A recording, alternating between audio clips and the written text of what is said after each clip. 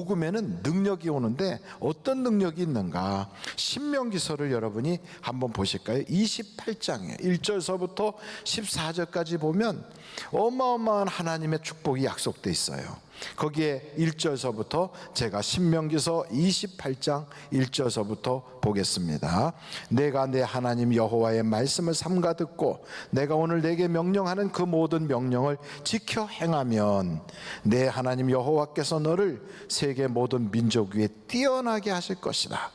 내가 내 하나님 여호와의 말씀을 청종하면 이 모든 복이 내게 임하며 내게 이르리니 성읍에서도 복을 받고 들에서도 복을 받을 것이며 내 몸의 자녀와 내 토지의 소산과 내 짐승의 새끼와 소와 양의 새끼가 복을 받을 것이며 내 광주리와 떡반죽 그릇이 복을 받을 것이며 내가 들어와도 복을 받고 나가도 복을 받을 것이니라. 7절 여호와께서 너를 대적하기 위해 일어난 적군들을 내 앞에서 패하게 하시리라. 그들이 한 길로 너를 치러 들어왔으나 내 앞에서 7길로 도망하리라. 여호와께서 명령하사 내 창고와 내 손으로 하는 모든 일에 복을 내리시고 내 하나님 여호와께서 내게 주시는 땅에서 내게 복을 주실 것이며 여호와께서 내게 맹세하신 대로 너를 세워 자기의 성민이 되게 하시리니 이는 내가 내 하나님 여호와의 명령을 지켜 그 길로 행할 것임이라. 땅의 모든 백성이 여호와의 이름이 너를 위하여 불리는 것을 보고 너를 두려워하리라. 11절 여호와께서 내게 주리라고 내 조상들에게 맹세하신 땅에서 내게 복을 주사 내 몸의 소생과 가축의 새끼와 토지의 소산을 많게 하시며 여호와께서 너를 위하여 하늘의 아름다운 보구를 여시사 내 땅의 때를 따라 비를 내리시고 내 손으로 하는 모든 일에 복을 주시리니 내가 많은 민족에게 구워줄지라도 너는 꾸지 아니할 것이요 여호와께서 너를 머리가 되고 꼬리가 되지 않게 하시며 위에만 있고 아래에 있지 않게 하시리니 오직 너는 내가 오늘 내게 명령하는 내 하나님 여호와의 명령을 듣고 지켜 행하며 내가 오늘 너희에게 명령하는 그 말씀을 떠나 좌로나 우로나 치우치지 아니하고 다른 신을 따라 섬기지 아니하면 이와 같으리라. 엄청난 복이 약속이 되어 있어요. 근데 이런 큰 복이 복음이 들어가는 나라에 임한다는 거예요. 여러분, 우리 대한민국은 5,000년 역사가 있다고 그래요. 그동안에 안 해본 종교가 없어요. 다 해봤거든요. 신라는 통일신라 때도 불교였고요, 고려는 불교가 국시였고요, 조선시대 때는 성리학이라고 그래서 유교가 국시였어요.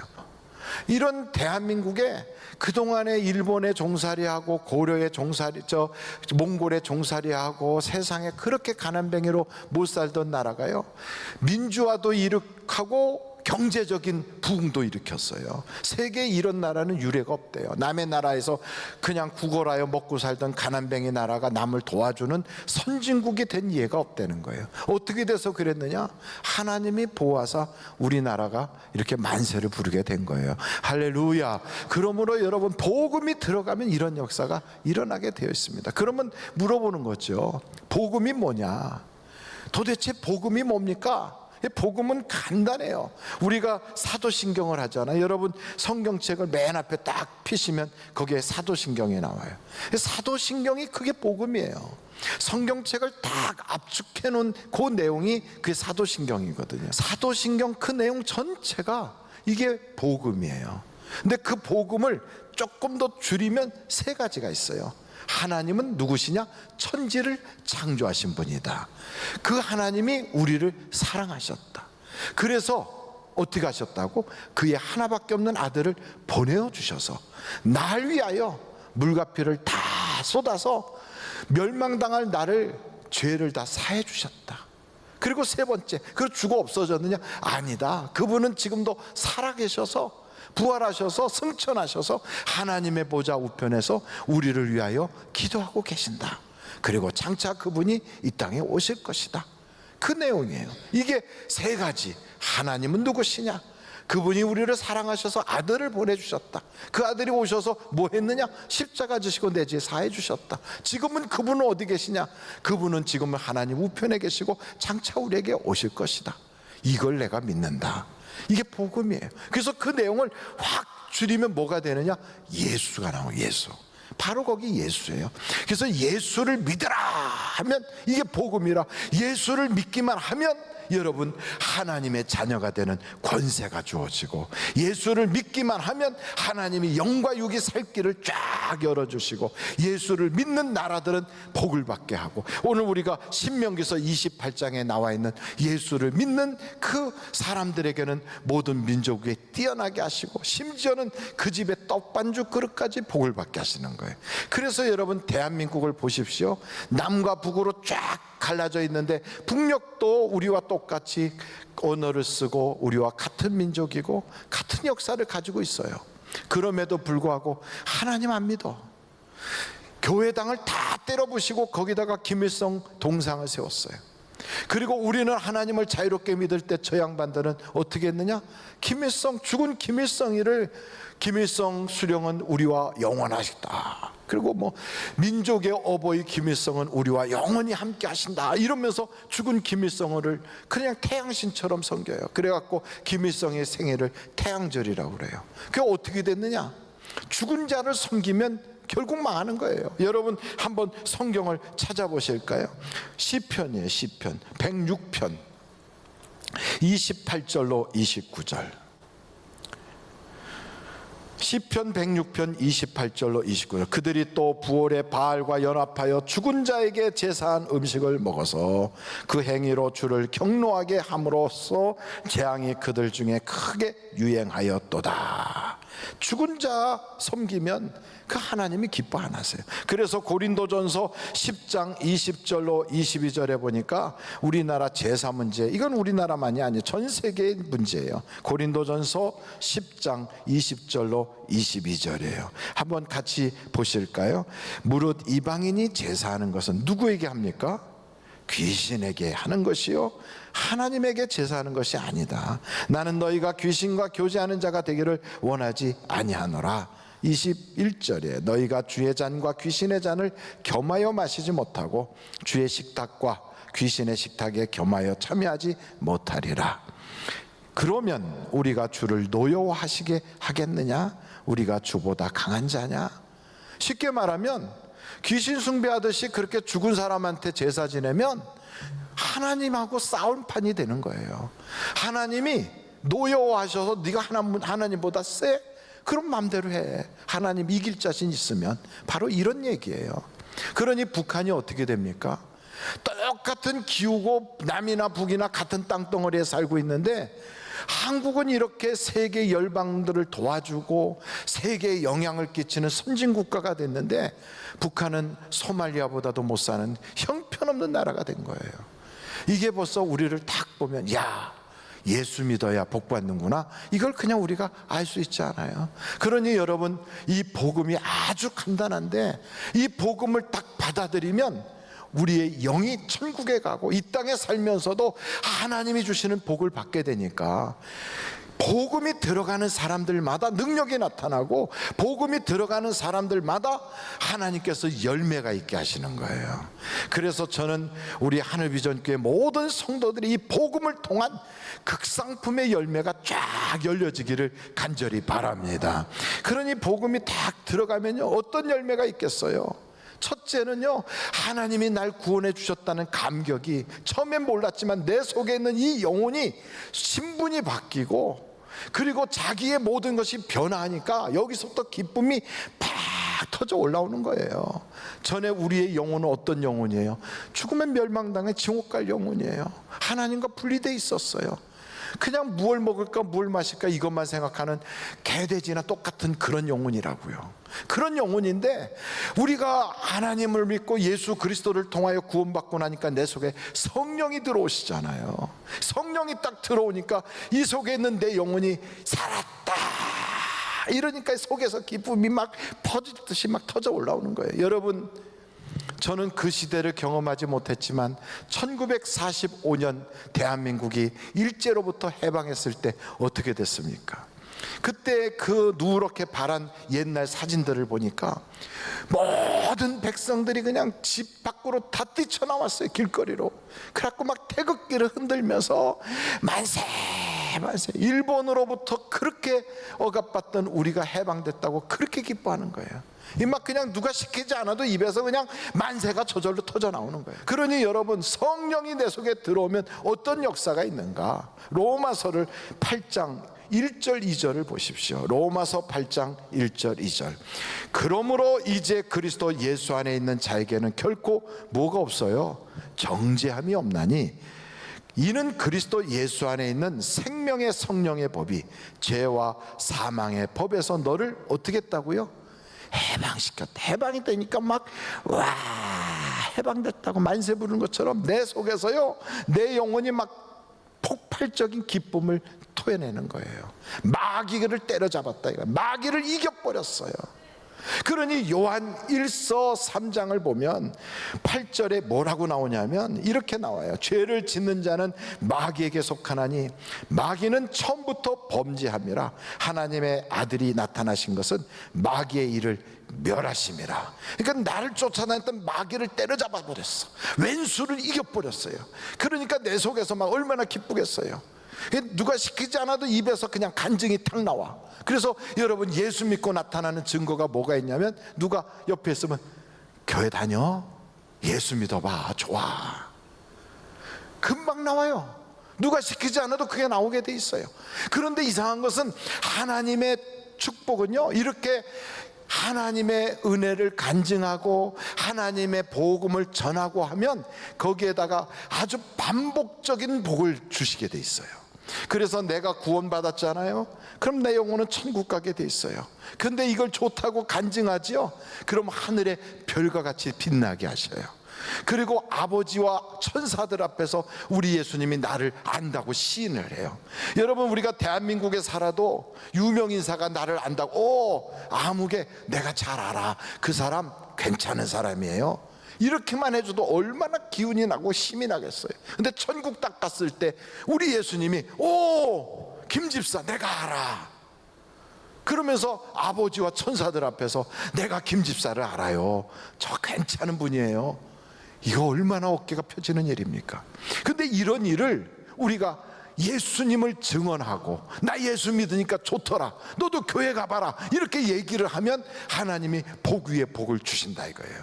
반복적으로 계속해서 은혜가 내 속에서 역동적으로 역사가 나타나니까 영과 육이 지속적으로 복을 받게 되는 거예요. 그래서 여러분, 복 받는 사람은 그 복 위에 복이 또 쌓여. 그리고 그 복 위에 복이 또 쌓여. 그래서 있는 자에겐 더 주셔요. 근데 없는 자는 있는 것도 뺏겨요. 참 이상하지요? 복음을 전하면 옆에서 듣는 믿는 사람은 아멘 아멘 그러고 막 힘이 나고 좋아요. 마치 우리나라를 응원하는 것처럼 기운이 좋아져요. 그런데 안 믿는 사람은 마음속에서 마귀가 뭐야, 왜 쓸데없는 종교 얘기야, 자기한테 손해도 끼치지 않은데 그런다고요. 그러니 여러분, 우리의 입을 벌려서 하나님 자랑하는 것이 내 속에서 그냥 대한민국 터져 나오는 것처럼, 만세하고 나오는 것처럼 내 영혼이 살았다, 예수 믿으니까 살맛 난다, 예수 믿으니까 기도 응답 받았다, 예수 믿으니까 우리 집안이 살았다, 나 예수 믿으니까 천국 간다, 얼마나 기뻐요. 이런 기쁨이 여러분 속에서 막 샘솟듯이 터져 올라오기를 간절히 바랍니다. 이것만 터지면요, 복이 막 이렇게 굴러가듯이 계속 커지는 거예요. 옛날에 눈을 요만한 걸 가지고 뭉치다 보면 점점 커져서 이만큼 뭉쳐지는 것처럼 그게요, 복이 붙고 또 복이 붙고 또 복이 붙어요. 계속되는 거예요. 우리가 이 복음을 받았으면 복음에 합당한 축복받을 그 길에 들어가야 되는 거예요. 그래서 우리는 길이 두 가지 길이 있어요. 가만 놔두면 우리는 나도 모르게 육체의 길로 걸어가요. 옛날에 하던 습관대로 남 흉보고 비난하고 비판하고, 그리고 안 좋은 얘기를 더 많이 하고, 이쪽으로 우리도 나도 모르게 거기로 이렇게 가게 돼 있어요. 그런데 의도를 가지고 나는 복음에 합당한 삶을 살아야 되겠다 하고 딱 결심하고 성령이 이끄는 쪽으로 딱 돌이키면 이 길은요, 내가 많이 걷지 않던 길이에요. 그래서 이 육신의 길은 사망의 길인데 그 길은 하도 많이 옛날부터 다녀가지고 길이 났어. 그냥 가면 나도 모르게 거기로 가는 거예요. 그러나 그 길은 사망이라 거기로 가면 하나님의 복음을 통하여 약속된 축복이 들어올 수가 없어요. 그러니까 복음을 들은 나는 결심을 하고 하나님이 복 주시는 그 길로 의도를 가지고 돌아서서 가야 되는 거예요, 거기로. 그래서 말하는 것도 조심해야 돼요. 듣는 것도 조심해야 돼요. 생각하는 것도 조심해야 돼요. 왜요? 믿음은 들음에서 나니까. 그 믿음대로 하나님이 역사하시니까. 그래서 여러분, 우리의 속에 있는 이 믿음이 성장하고 내가 은혜가 되고 내 영혼에 유익한 쪽으로 항상 생각하고 말하고 듣는, 이게 우리의 삶의 습관이 될 때 하나님의 복이 그걸 따라서 쫓아오게 돼 있어요. 그래서 여러분, 우리는 밥을 먹을 때도 그냥 먹지 않잖아요. 음식을 딱 보면 먼저 눈으로 확인해요. 싱싱한가? 그리고 냄새를 맡아요. 상하지는 않았나? 맛을 봐요. 맛이 좋은가? 그러고 먹어요. 마찬가지로 이 세상에 있는 모든 말들이, 내 속에서 올라오는 생각조차도 이게 내 영혼에 유익한가? 이것이 하나님이 기뻐하시나? 이것이 과연 하나님 나라에 구원받은 자로서, 내가 하나님의 복음을 들은 자로서 복음에 합당한 길로 가는 것인가? 이걸 딱 판단해 가지고 아니다 그러면 가차없이 딱 잘라버리는 거예요. 맞다 그러면 그 길로 강제로라도 들어서야 되는 거예요. 왜요? 여러분, 복음이라는 것이 그게요, 우리에게 들어올 때 그냥 들어온 게 아니거든. 우리가 다 아시는 것처럼 에베소서 2장에 보면 우리가 원래는 그 복음에 대해서 이런 자였어요. 한번 여러분 에베소서 2장 3절을 보십시오. 전에는 우리도 다 그 가운데서 우리 육체의 욕심을 따라 지내며 육체와 마음이 원하는 것을 하여 다른 이들과 같이 본질상 진노의 자녀야. 내 마음이 원하는 대로 살았어. 내가 그냥 입 벌리는 대로, 말하고 싶은 대로, 행동하고 싶은 대로 막 했어요. 그게 내 영혼에 유익한지 그런지도 생각도 안 하고. 그게 어떻게 됐어요? 하나님한테 얻어맞을 짓만 딱 한 거지. 아무리 예수 믿는다고 해도 그 길에 서 있으면 복음의 능력이 나타나질 않는 거예요. 이 복음의 능력이 나타나야 하나님께서 내게 그 약속한 신명기서 28장의 그 역사들이 일어나는데, 근데 그 길로 안 가거든. 믿는다고만 하면서도. 그거 어떻게 하느냐? 이제는 그 길로 가서는 안 되죠. 그러니까 4절부터 보니까 긍휼이 풍성하신 하나님이 우리를 사랑하신 그 큰 사랑을 인해서 허물로 죽은 우리를 그리스도와 함께 살리셨고 너희는 은혜로 구원을 받은 것이라. 그러니 이 은혜를 헛되이 받으면 안 되지요. 하나님이 나를 위하여 그 큰 희생을 감당하셨는데, 하나님이 나를 위하여 당신의 하나밖에 없는 예수님이 죽기까지 하셨는데, 이 놀라운 그 사랑, 그 놀라운 은혜를 값없이 주셨다고 이게 싸구려냐? 아니라 이 말이에요. 너무너무 귀한 거예요. 이걸, 이 귀한 걸 귀한 것으로 알아야 돼요. 여러분, 귀한 것을 귀한 것으로 모르면 그게 없어지고 나서는 그 다음엔 땅을 치고 후회도 늦어요. 그래서 성경에 보면 하나님이 주신 은혜를 헛되이 받았던 그 에서 같은 사람, 그걸 장자권을 줬는데도 한 그릇 그 팥죽에 팔아먹고요, 나중에는 그 복을 받아보려고 땅을 치고 울면서 그래도 돌이킬 수가 없었어요. 그래서 우리가 깨달아야 돼. 아, 내가 하나님의 은혜를 값없이 받았다면 은혜에 합당하게 생활해야 된다. 그 은혜에 합당한 생활이 뭐냐 이거죠. 뭐냐, 하나님이 내게 주신 이 은혜를 마귀는 어떻게든지 쏟아버리려고, 쏟아놓게 하려고 마지막 복 받는 그때까지 나를 괴롭혀요. 마지막 순간 여기만 바로 넘어가면 하나님이 내게 은혜와 복을 주시는데, 열매가 맺어지는데 바로 그 순간에 내게 태풍이 불어오게 해요. 내게 그 순간에 갑자기요 막 벌레들이 와가지고 그 나무의 열매를 막 상하게 만들어요. 그걸 하지 않고 해서 어떻게 해요? 요만한 열매가 생기면 거기 봉지로 싸요. 이렇게 종이 봉지로. 왜? 벌레들 끼지 말라고 딱 싸요. 우리의 영혼도 똑같아요. 하나님의 성령으로 싸야 돼요. 세상 더러운 거 끼지 말라고, 은혜 받는데 방해되는 거 가까이 오지 말라고 다 깨야 돼요. 그래서 여러분, 우리는 뭐만 신경 써야 되냐? 은혜 받아 내 영이 잘 돼야 되겠다. 나로 하여금 하나님 앞에 극상품의 열매를 만들어 올려야 되겠다. 그래서 여러분, 육체의 길로 걸어가면 성령이 내게 있는 동안 그 성령이 나를 돕질 않아서, 어떤 사람은요 성령은 받긴 받았는데 성령이 나를 자꾸 막아. 하는 일마다 막아요. 왜요? 육체는 이쪽으로 가자고 그러고 성령은 이쪽으로 가자고 하니까 내가 하고 싶은 모든 일이 되는 일이 하나도 없어요. 그래서 교회를 다니면서도 되는 일이 없으니까 성령님이 내게는 마이너스란 말이에요. 알파가 되는 거예요. 마이너스 알파.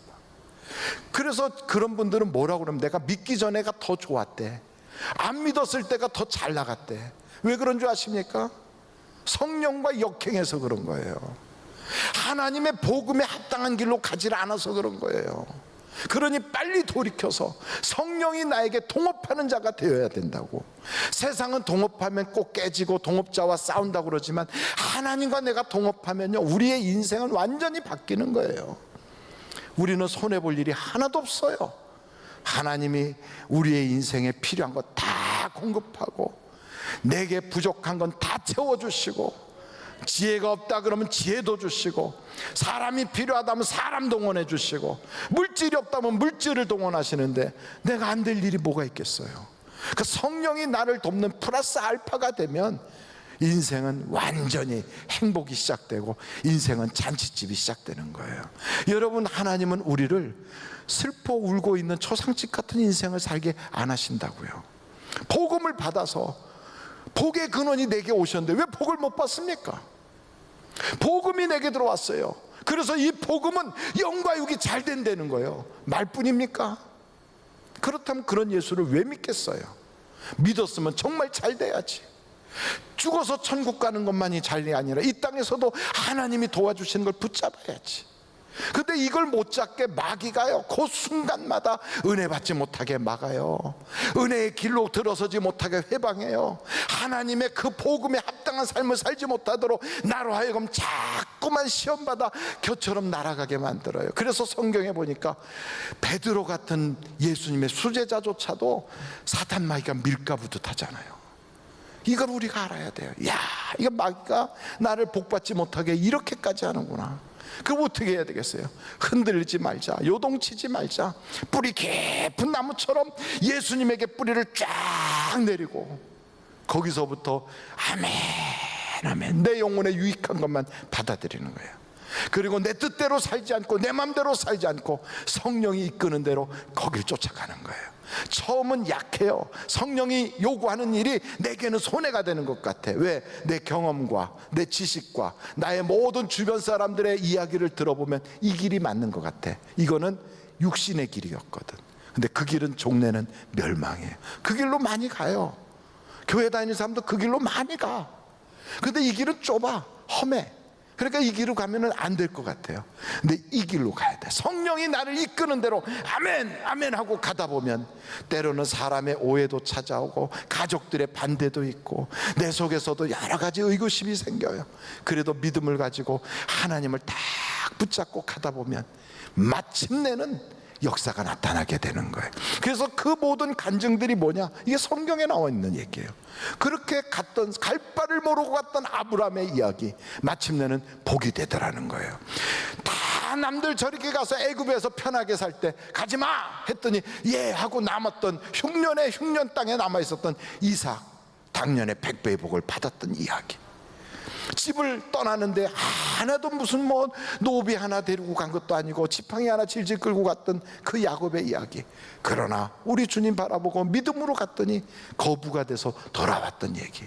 형들한테 억울하게 팔려서 애국까지 노예로 끌려갔던 그 요셉.